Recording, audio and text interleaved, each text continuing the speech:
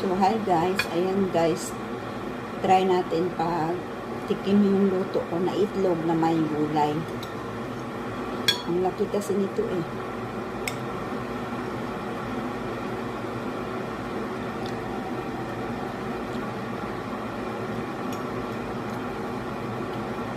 Masarap siya.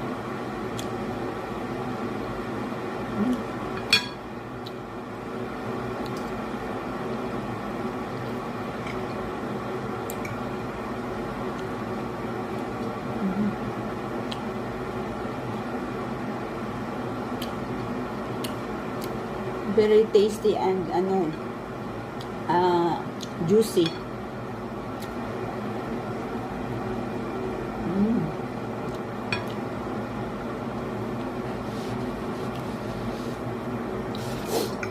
Itlog lang kasi ito siya guys, tapos may gulay, tapos lettuce, tapos kamatis.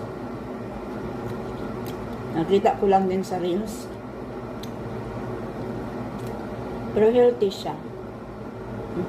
Nilagyan ko siya ng ketchup. Ang sarap.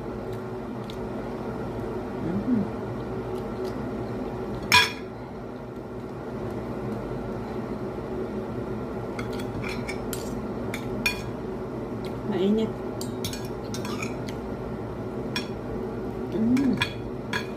Yummy.